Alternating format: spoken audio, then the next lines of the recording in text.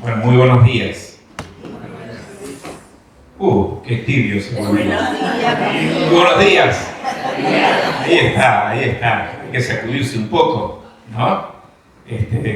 No me digan que tienen que madrugar el domingo. Porque a las 10:30 de la mañana estemos acá. Yo me levanto 10:20 porque total estoy acá. Más así que estamos bien. Bueno, como decía Mónica, nuestro tema de hoy tiene que ver con algo tan valioso que a veces no nos damos cuenta de lo valor que tiene, como es la esperanza que tenemos en Jesús, la esperanza que tenemos puesta en Dios. Y cuando hablamos de esperanza, no solamente hablamos de esperanza en las cosas del tiempo presente, de esta vida, sino que hablamos de una esperanza mayor. La esperanza mayor es la eternidad. Y si bien es cierto, nosotros vivimos ubicados en tiempo y espacio con todas las situaciones que nos tocan vivir y siempre estamos poniendo la esperanza en el Señor acerca de las cosas de esta vida, y está bien que lo hagamos porque nosotros estamos orando, pidiendo, intercediendo cada vez que hay una situación que hay que resolver. En este caso hoy podríamos decir, estamos orando por Becho para que aparezca el marcapasos, estamos orando para que sea bien intervenido y estamos orando para verlo de nuevo sentado aquí entre nosotros. Esa es una esperanza, esperamos esas cosas. Pero vamos a hablar hoy de la esperanza mayor. Y en el devocional que Mónica leyó apareció una palabrita, perspectiva. Vivir con esa perspectiva de lo que viene, de lo que aún no ha llegado y de aquel lugar al cual todavía nosotros no hemos llegado. Así que cuando hablamos de esperanza, hablamos de esperanza para las cosas presentes. Sí, por supuesto que sí, esperamos en el Señor, pero hablamos de la esperanza para el futuro. Y el apóstol Pedro escribe sus cartas a personas que tenían razones para estar desesperanzados. No la estaban pasando bien. Habían sido expatriados, habían sido dispersados, habían sido perseguidos, y él tiene que llegar con una palabra de aliento para que ellos entendieran que las circunstancias que estaban atravesando no los separarían de ninguna manera de aquello que habían creído y en lo cual habían esperado. Y en el capítulo 1, voy a tomar solamente los versículos 17 hasta el 21, lo que tienen su Biblia allí pueden abrirla. Si tienen la Biblia en el devocional, busque en el celular, busque, para esto sí se usa el celular, para leer la porción que nos toca leer hoy. Dice así, capítulo 1 de 1 Pedro, versículo 17. Si ustedes llaman Padre aquel que al juzgar se fija en lo que se ha hecho y no en quién lo hizo, vivan el resto de sus vidas en el temor de Dios. Ustedes saben que fueron rescatados de una vida sin sentido, la cual heredaron de sus padres, y que ese rescate no se pagó con cosas corruptibles como el oro y la plata, sino con la sangre preciosa de Cristo, sin mancha y sin contaminación, como la de un cordero, que ya había sido destinado desde antes de que Dios creara el mundo, pero que se manifestó en estos últimos tiempos por amor a ustedes. Por él, ustedes creen en Dios, que fue quien lo resucitó de los muertos y lo ha glorificado para que ustedes tengan puesta su fe y su esperanza en Dios. Para que ustedes tengan puesta su fe y su esperanza en Dios. 3 veces va a hablar en este capítulo Pedro acerca de la esperanza. En el versículo 1 va a hablar de que tenemos, el versículo 3, perdón, va a hablar de que en Cristo nosotros tenemos una esperanza viva. Dice, mediante la resurrección de Jesucristo, nos ha hecho nacer de nuevo a una esperanza viva. Comenzar una nueva vida en Cristo a partir de la conversión significa tener una esperanza viva. ¿Y por qué hablamos de una esperanza viva? Porque es una esperanza que se proyecta a la eternidad. Y es una esperanza viva porque es una esperanza que está puesta en Cristo. Y Cristo está vivo porque resucitó. Y si Cristo está vivo porque resucitó, nosotros tenemos esta esperanza viva. Una esperanza que no se termina nunca. Una esperanza que nunca va a morir, porque Cristo no puede volver a morir. La esperanza nuestra está sostenida en Cristo. Por eso es una esperanza viva. El apóstol Pablo enseña acerca de la resurrección de Cristo en el capítulo 15 de 1 Corintios, y él enseña acerca de la esperanza que tenemos en Cristo en base a la resurrección de Cristo. Y dice algo importante: si en Cristo solamente esperáramos para las cosas de esta vida, seríamos los más dignos de lástima. ¿Por qué dice esto? Porque él agrega después, pero nosotros esperamos en Cristo el cielo, la eternidad. Esperamos más que las cosas para esta vida presente. ¿Qué está diciendo? Entre otras cosas, que muchas religiones puedan ayudar en este tiempo presente, pueden sostener a veces la fe de personas para este tiempo presente, y por algunas cosas que no hay explicaciones, muchas veces hay cosas que se alcanzan a través de este tipo de prácticas religiosas.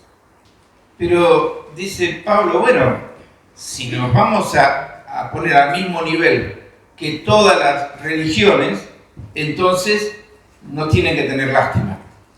Si solamente esperáramos para este tiempo presente las cosas de nuestra vida, no tienen que tener lástima. ¿Por qué está diciendo? Porque Cristo no murió para que nosotros solamente pongamos nuestra esperanza para resolver las cosas de este mundo. Cristo murió y resucitó para que tengamos vida eterna. Es decir, Cristo nos lleva a una perspectiva mayor, a un plano mayor, que es la eternidad. Y es importante entender esto, primero como creyentes, porque pase lo que pase en esta vida, tengamos respuesta de Dios a nuestras oraciones o no, lo eterno no se toca. Pedro mismo enseña que en el cielo nosotros tenemos una herencia que es incontaminada, que no se puede marchitar, que no se puede tocar, que no se puede robar, que es perpetua. No las cosas transitorias de esta vida.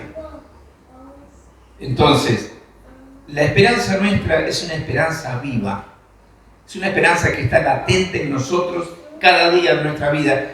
Y tenemos que atrevernos a levantar los ojos cuando ocurren cosas en nuestra vida que hacen que bajemos la mirada y que pensemos definitivamente, bueno, pase lo que pase, mi esperanza está puesta en el Señor y está puesta en lo eterno. La segunda cita donde aparece esta palabra esperanza habla de una esperanza en la gracia. Versículo 13 dice: pongan toda su esperanza en la gracia que recibirán cuando el Jesucristo sea manifestado. Nuestra esperanza no está fundamentada en nuestros méritos, sino en la gracia de Dios. No esperamos nosotros la eternidad por lo que ya hemos hecho, por nuestras buenas obras, por nuestros méritos personales, sino por lo que Jesucristo hizo. Y todo lo que tenemos en Cristo es por gracia de parte de Dios, comenzando por la salvación. Por gracia somos salvos, por medio de la fe, y esto no es de ustedes, sino que es don de Dios, la fe puesta en Jesucristo. Así que nuestra esperanza está fundada en la gracia de Dios, no en nuestros méritos. Y en tercer lugar, va a hablar de la esperanza en el versículo 21, que acabamos de leer en el texto, una esperanza puesta en Dios, para que ustedes tengan puesta su fe y su esperanza en Dios. Propósito, para para que ustedes tengan su fe y su esperanza puesta en Dios. Ahora, decía que los destinatarios de esta carta necesitaban enfocarse en la esperanza. No la pasaban bien. Lo habían perdido todo. Por el solo hecho de haber creído en Cristo, de proclamar que Cristo era el Hijo de Dios, de proclamar que era el Mesías, el Cristo de Dios, por proclamar que en ningún otro hay salvación, sino solamente en Él, y por cambiar de vida y decidir seguirle a Él. Eso significó que fueran perseguidos, que perdieran su patria, que perdieran su familia, que perdieran sus bienes, que perdieran su lugar. Y entonces necesitaban una palabra de esperanza. Y el tenor de esta carta precisamente tiene este enfoque. Pedro les escribe para animarlos, para alentarlos, para que no perdieran de vista las cosas que eran en Cristo, quiénes eran en Cristo, lo que tenían en Cristo y lo que esperaban en Cristo.